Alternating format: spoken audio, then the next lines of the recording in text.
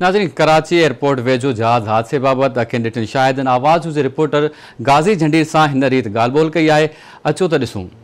जी बिल्कुलु, हिते असां सां वाक़े जो अखियुनि ॾिठो शाहिद अरसलान मौजूदु आहे, जेको पाण बि मामूली ज़ख़्मी आहे ऐं हुन पंहिंजे अखियुनि सां ॾिठो आहे ही जेको जहाज़ जी क्रैशिंग वारो अमल हो। अरसलान भाई, क्या हुआ था, आपने क्या देखा? मैंने ये देखा, जब मैं आया हूँ गली के अंदर जुम्मा पढ़ के लोग निकले, ज़ोरदार धमाके की आवाज़ है। ये जहाज़ जो है ना गली के अंदर गिरा हुआ था और पूरी गली के अंदर जहाज़ है और घरों के ऊपर पूरे सारे घर डैमेज हैं, कुछ बच गए। आग लगी हुई है, अभी तक नहीं बुझी आग। और ये है कि लाशें तकरीबन ऑल डेड है, लाशें झुलसी हुई सारी। आप उस वक्त कहाँ थे जब हादसा पेश आया? हादसा पेश आया, मैं नमाज़ पढ़ के निकल रहा था।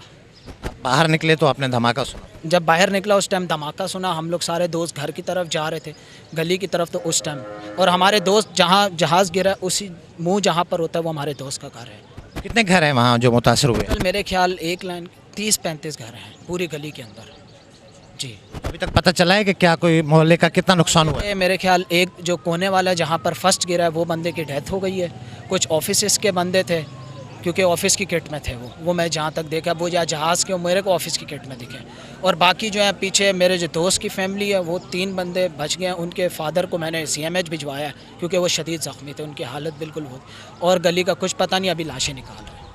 जी बिल्कुलु, जेके अखियुनि ॾिठा शाहिद आहिनि पाड़े जा माण्हू, उन्हनि जो इहो चवणु आहे त उनखे ख़बर तॾहिं पई जॾहिं जहाज़ धमाके सां अची हेठि किरियो ऐं रहायशी आबादी जी हिकु गली हुई, जंहिं गली में असुलु जहाज़ जो मलबो मौजूदु हुयो। भरपासे में जेके घर हुया 15 खां 20 उहे मुतासिर थिया आहिनि।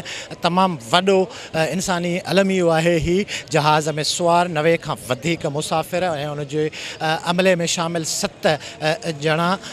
उनखां अलावा जेके हिते जंहिं जॻह ते जंहिं इलाइक़े में ही जहाज़ क्रैश थियो आहे, इलाइक़े वासियुनि जो मौक़ुफ़ आहे त उन इलाइक़े जे रहवासियुनि जो तमामु वॾो जानी नुक़सानु थियो आहे, जंहिंजो काथो कुझु देरि खां पोइ लॻायो वेंदो। फ़िलहाल हिते एमरजेंसी वारी सूरत हाल आहे। हर मुमकिन कोशिशि कई वञे पई त रेस्क्यू ऑपरेशन खे मुकमल करे लाशनि ऐं ज़ख़्मियुनि खे इस्पतालनि तरफ़ मुंतक़िल कयो वञे।